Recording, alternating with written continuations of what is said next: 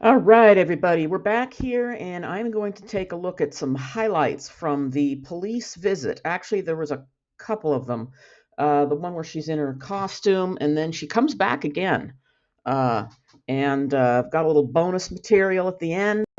Uh, I happen to pass this particular police station twice a week. One of those things, again, I had no idea, but then, it wasn't anything important or significant until Daisy showed up to do her speech. She's upset because she got arrested, detained for a couple hours at the Starbucks that I just did a little video on, for unruly behavior, I suppose. But she's back in action here. She's not taking it, laying down. She's fighting the man, and she's going to sue Starbucks and I guess everybody within 10 feet of her. So let's take a look at what's going on now. And I just want to point your attention to these beautiful, gorgeous, blazing red tiles, this kind of cool retro style entrance to the police station. We have what sounds like there's a couple people with her, her minders, obviously people that gave her a ride down here and have her back and are encouraging her. Um, and I think the one lady says she's actually the lawyer, or she's going to, handle the court stuff. And we got a fellow named DJ Alex. Now, the only other mention of Mr. Alex was a video where Daisy was getting ready and she's doing her eye makeup into the camera and talking. And, DJ Alex wanted her to, come on down because he was there, waiting for her. Presumably he was giving her a ride somewhere, and she's, he needed her to come right away, and she just went right back to doing her eye makeup. But he's back. He's back, and he is here to lend some moral support. So let's just see what happens here when we get on inside. I wish I had caught that. That would be fun. Let's see how this is going to go.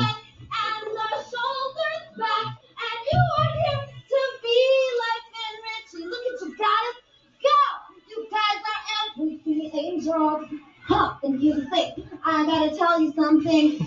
A lot of the people that you are taking to the jail, well, they have been lied on, and they are scared. Wow, that lady sure picked the right day to come in, didn't she? Okay, and in this little section here, we're going to see how Daisy treats the people that come to support her on this fine day. Is she allowed back to Starbucks or not? You Is show she up back? on people's Is work she allowed to day, go back and to their chest Starbucks? is not proud. I would not advise it, but I don't know of any restraining order. Okay, good. So Alex, be quiet. Everything you say is annoying. I'm doing my work. I love you. When I do my work, you be quiet. That was a great question. Damn, Daisy. Listen to that.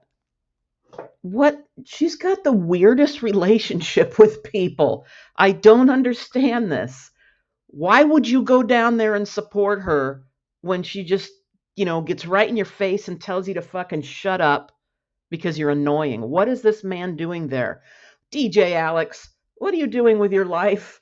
So, I guess he asks a relevant question, which, she just shot him down and told him to shut the fuck up, stay in your lane, Alex. The hell?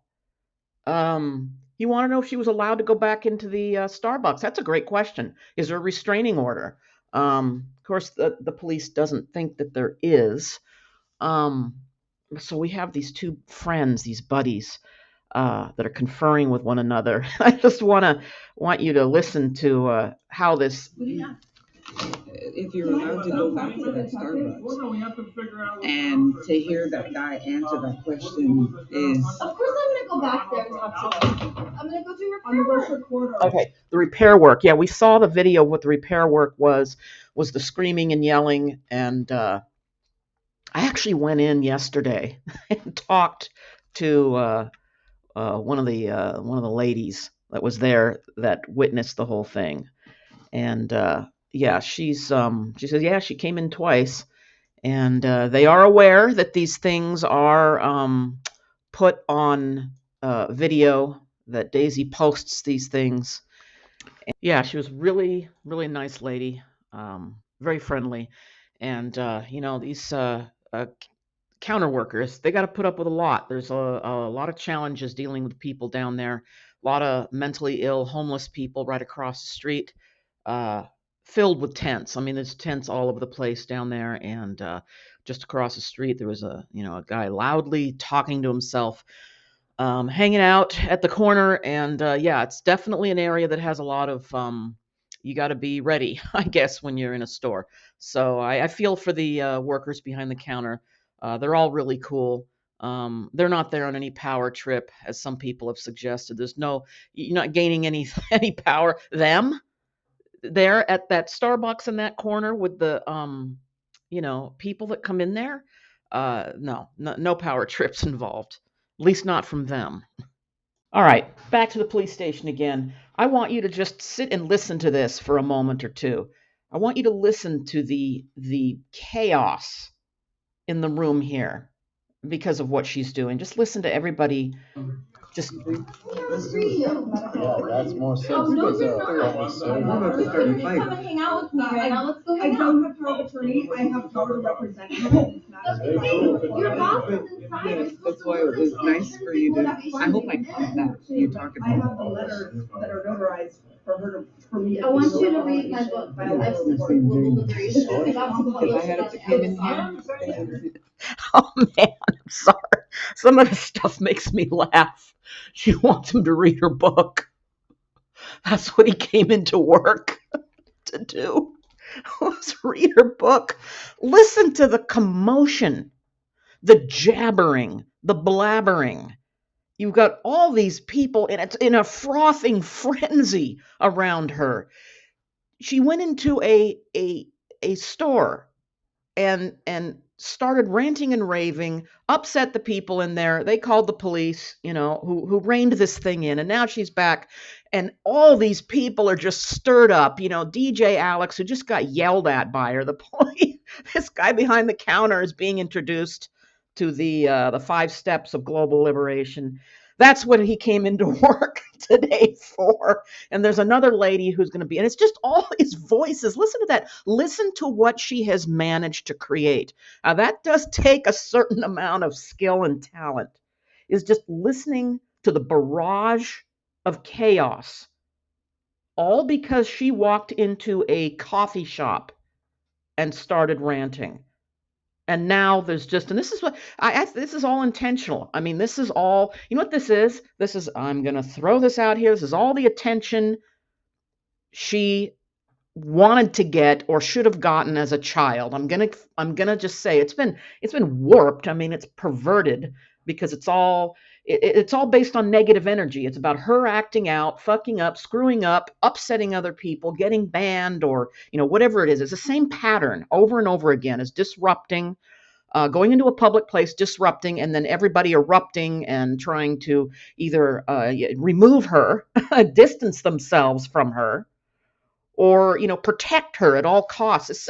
She's really created this very distinct division going on here, and it's just DJ the DJ Alex guy, and the other lady and all these people. I mean, they could be doing anything with their day.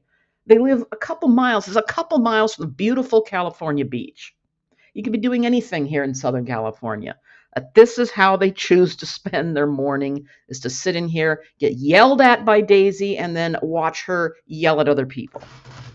All right, we got one more section here to look at before we move on to the next segment of this. And we have good old DJ Alex. He's stepping in again. He's playing dad here. Here he comes. I want to see the fear in your eyes. I want to see. Oh, they look like your pupils look like hearts because of the way they twinkle. The sparkles shape his pupils into a perfect heart. But what I would do is they could always decline to have somebody in there. Okay. So here he is. Yeah, look at this. Doesn't this totally look like it's like a dad with his like wayward out of control teenage daughter or something. I don't know. There he is. He's standing there. He's got his tie-dye shirt on. He is hip, man. He is a beach bum. Got the tie-dye shirt. He's got the sneakers on. He's got a little baseball cap and the sweatpants with little silkscreen design on it. Man, here he is. And he's got this young lady here. he's got to explain what's going on. There it is. The aging male. Here's another aging male friend in the background there, kind of talking to the other guy who, the guy behind the counter is going to go to Amazon and buy the book. As soon as he gets off the shift there, and she's just doing her thing right there in the camera because who cares? Someone else is going to take care of her. Someone else is going to manage her problem. Daddy's going to step in, and so we're going to move on to the next segment because this isn't the last they've seen of her. No, no. Okay, just have a little PS, little postscript snippet here. This apparently was just this morning, um, and I just want to show. I'm going to show very little of it, and then there's we have a little additional material at the end. Anyway, I just thought this was very funny. We're going to take a look at this. She is showing up at the police station again with one of her buddies that has driven her over there. So we got a little exchange that happens here in the car. Let's see what happens.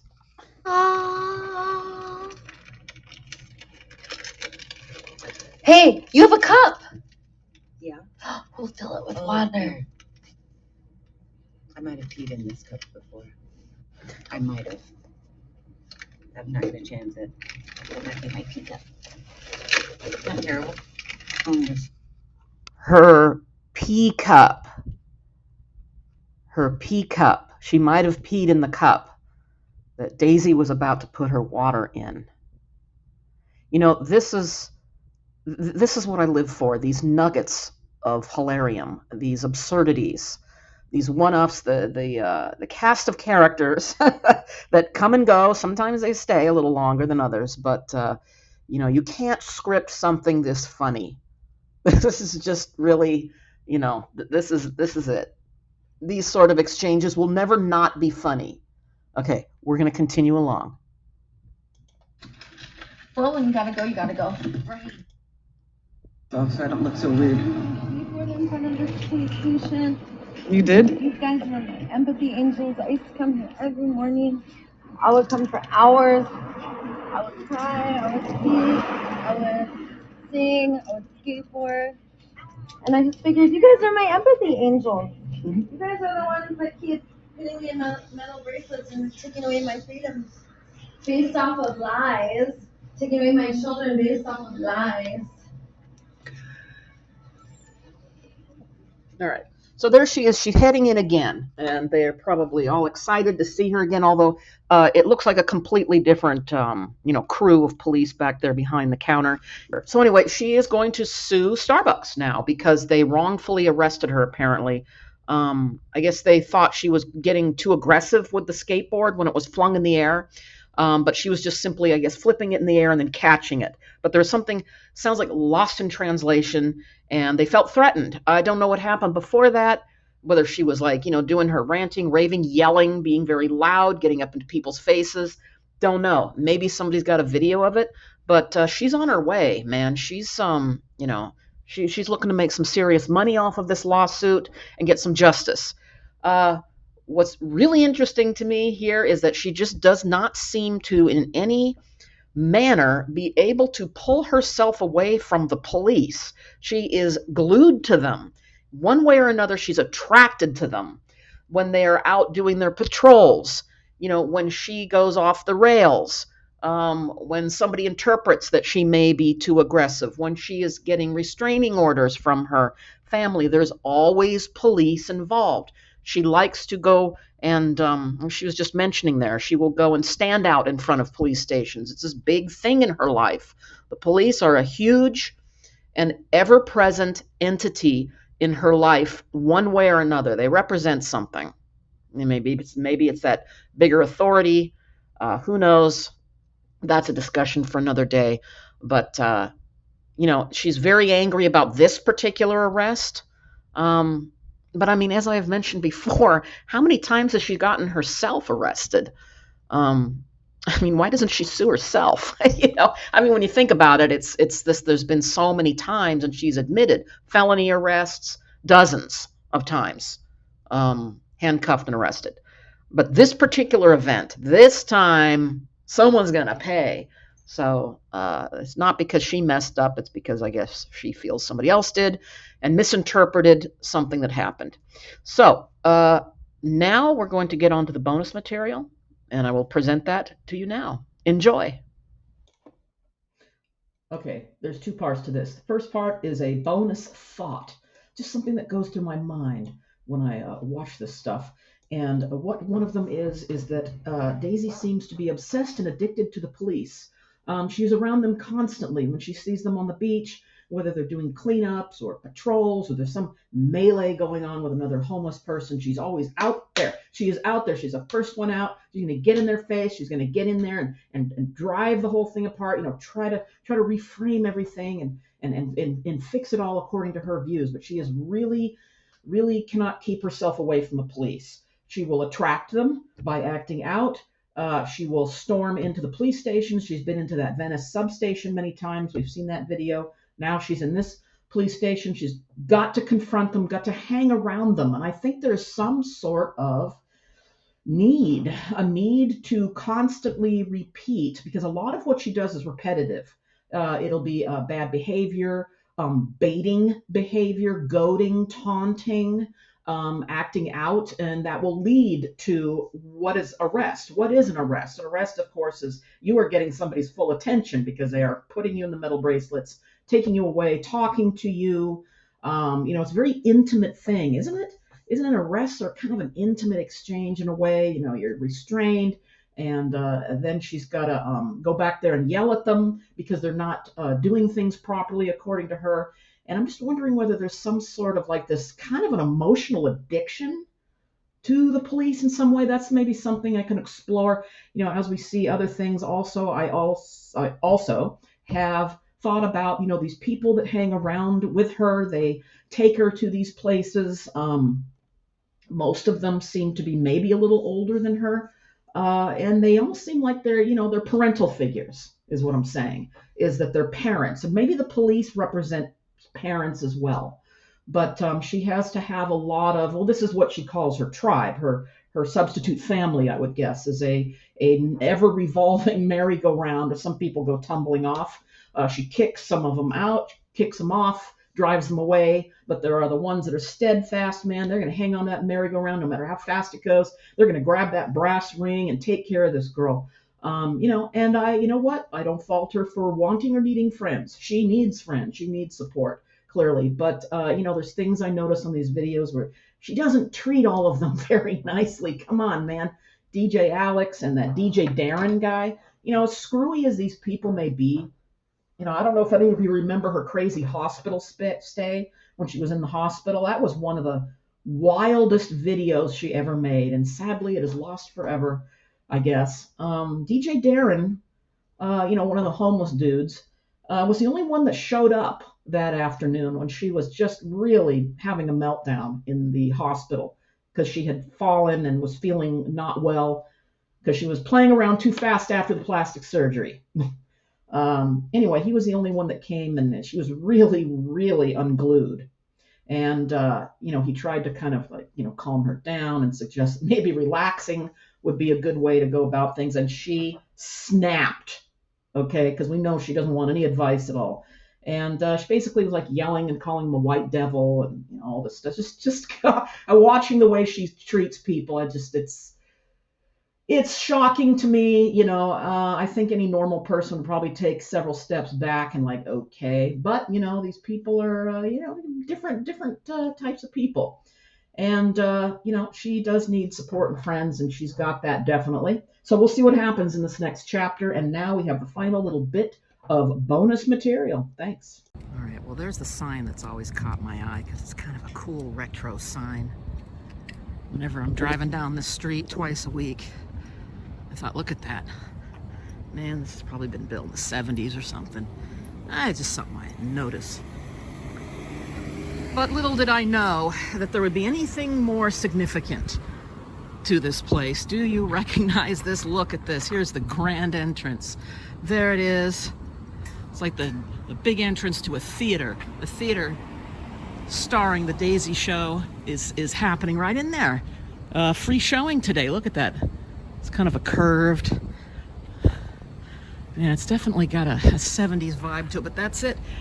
You know, several people have come and gone through here. She was just here this morning, apparently. There's a new little video where she came back, not quite as crazy as before, not ranting and raving, but requesting a copy of the police report, which is not, that's not a bad idea, you know, because my thing is if you're going to fight something, and you don't go into the waiting room of a police station. It's just not, nothing's going to happen in there except, you know, her, you know, running around and trying to make a case, but, you know, nothing's going to happen. Nothing ever does happen. She's gotten nowhere with the police. Not in all of these years. There they are. So, what now? Well, she's moving into housing today, so that'll be interesting. I do hope it works out. We don't know, but it's at the beginning of a new chapter. You know, it's the ongoing, unscripted show. Always fascinating. So that's it. That's it for now. That's where it all happened. I don't know if we'll see this again necessarily. I'm gonna have to say it still just blows my mind how tolerant everybody is when she comes in and does that. Of course, we are in Los Angeles. And there's a unique cross-section of personalities here.